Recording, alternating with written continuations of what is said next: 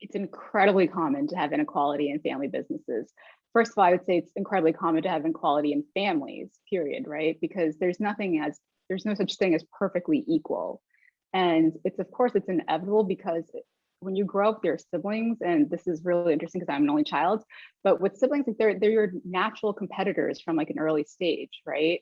You're used to competing for resources, for time, your parents' time, their affection, their attention, all these things. And that just over the years, it doesn't go away. It may morph into different things. And of course, the business side adds another dimension to it because you could be competing against who's going to become the CEO of the family business or the next successor. So it takes on a different dimension, but I would say that your siblings are some of your earliest competitors, period. Frankly, I mean, I think there's such a thing as healthy competition, and there's also destructive competition, right? So the healthy competition, which most families hopefully strive for, is what keeps each other sharp, right? Like you always hear about the Kennedys and how around the dinner table, they would always, try to keep up with current events and trade barbs and debate this and that. That keeps you sharp.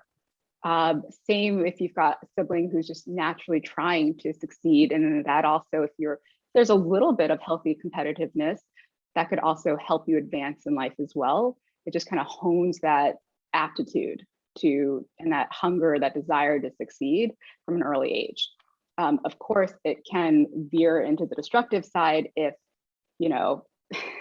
I mean, emotions are always really large with siblings or families of any sort, but if it ever impacts, I would say, your self-worth or your perception of self, more than just, you beat me when we were racing down the ski hill this time, I'm going to get you next time. But it actually becomes something where, it ventures into something that lingers, that resentment that you carry deep in your heart for years, and that you look for a way to get back to that person. That's not healthy. And I think we've certainly seen those big emotions play out in the boardroom or even in the business itself.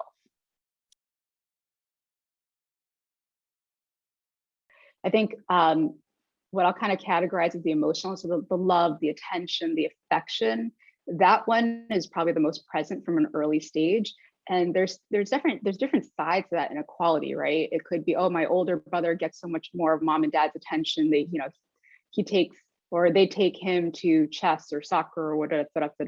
So of course he's the golden child, he's the favorite. But also, that older sibling could also be feeling a similar level of inequality where my younger always gets support from mom and dad, whereas I'm always pushed to do things first and to set an example, et cetera. So there's two sides to every single coin when it comes to inequality. That love, attention, affection one, I think that one is resident earliest on. Later on, though, it becomes, because you think about nurture and nature, you all start, if you come from a same family, you start with like similar nurture experiences. Not perfect, but similar.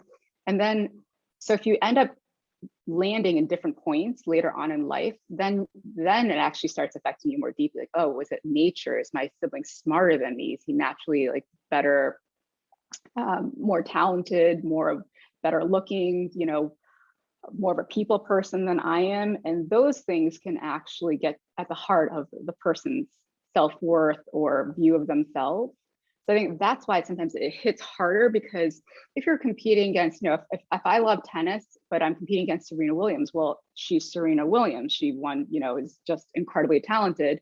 And you can kind of say, well, there's natural differences, in her genetics versus my genetics. There's also nurture differences where her dad just drilled her on tennis all the time, right? And mine didn't. But if it's the same dad, that's just a different story.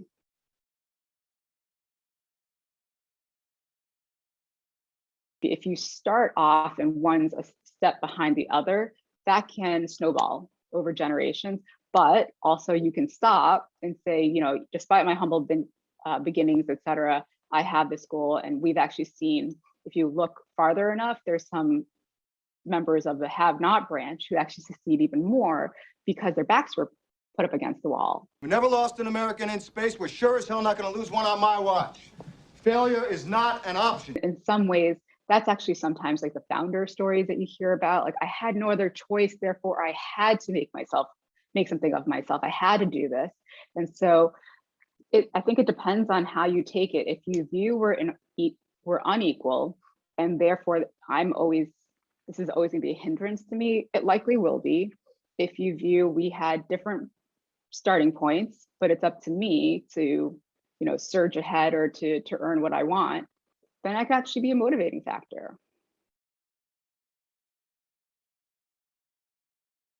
There's always inequality, whether it's real or it's perceived, there's always inequality, right? I think you just have to, at the end of the day, you just celebrate the individual. You're all people, in addition to being family members, cousins, siblings, younger, older, etc. You're all people. Can we kind of dial that back? Yes, business families have more in common than other families do because they have this huge asset, usually, right, that binds them. But at the end of the day, you're still people. So how do you celebrate each other as individuals in a way that feels fulfilling to you and that you would want of the people who are closest to you in your lives? Fair is absolutely not the same as equal.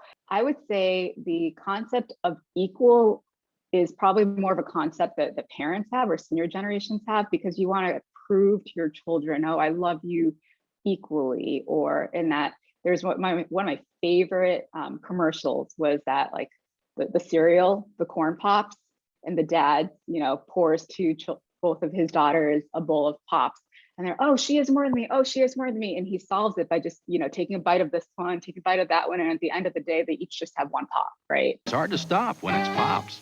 So if that's what you're looking for, then you could just end up with one bite of cereal instead of the whole bowl. But if you want something else, I mean, what you're really talking about, fair is harder to determine, because even equal, it's equal in what?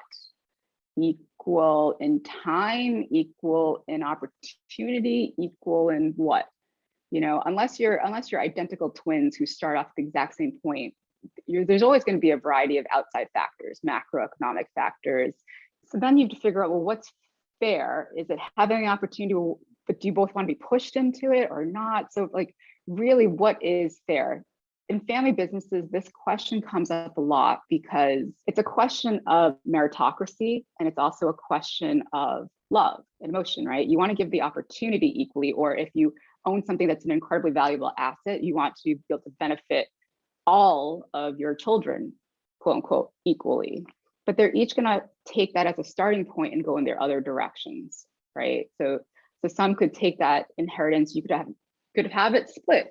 But later on, they want one branch may want to cash out and do something completely different in their lifestyle, with their lives. Other branches may stay in, and just depending on how the business does or how your outside ventures do, you'll end up in positions of inequity.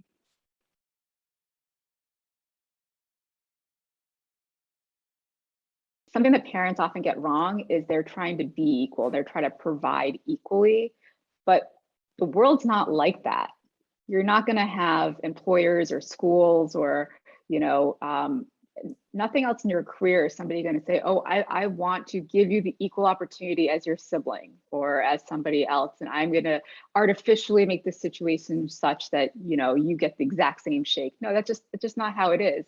So if you keep promoting this idea that equal is a dollar amount or equal is a title, and we've had clients who, somebody came in and they eventually rose to the ranks and became a SVP over an entire division, and then their cousin came in, a decade later, and they said, oh, but we can't make you something besides SVP, so you're both going to be SVPs. Well, that takes the value out for both parties, right? Because on the one hand, you feel like, oh, I earned this title, but wait, now you're saying that I didn't earn it, that you were just going to give it away. And then on the other hand, it's almost a sense of, wait a second, you don't think I could do it, that I can't grind through myself? Do you think less of me or my natural abilities?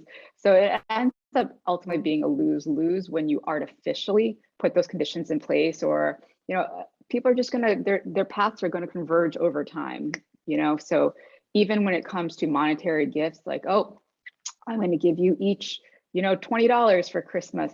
That works when you're younger, but later on, what could be a meaningful amount to one may not be a meaningful amount to another. What could be a great opportunity for one may not be for the other. So I think at the end of the day, you have to be more dynamic and figure out what what are you trying to actually accomplish?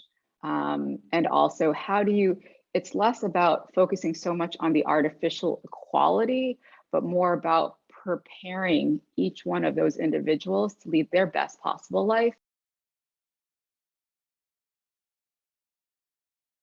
My first one would be to think about yourself, right? So what's your end goal? Instead, let's kind of, relative to your sibling or whoever you're competing against, that's all kind of noise, right? You're just checking your pace against somebody else, but figure out like where you actually want to go.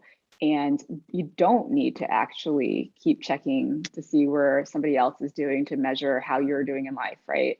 Figure out what you want. So that's kind of point one.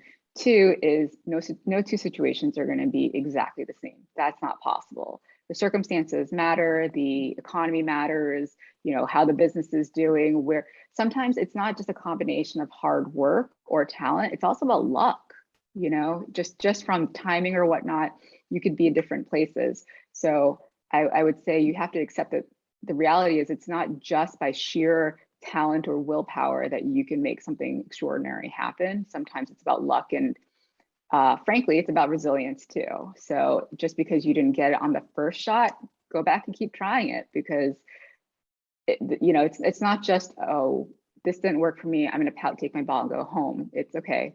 If you truly want to succeed at something, you got to keep on taking your shots. I think the third thing to keep in mind is to not let the inequality or the emotions like resentment or anger or jealousy, to let those get in your way of your relationships. Because at the end of the day, these are the relationships you're going to have the longest in your entire life.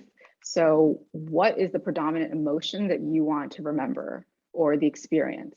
Is it the inequality that led to resentment? You may have great reasons for that emotion, but is that really the taste in your mouth that you want, or is it something else?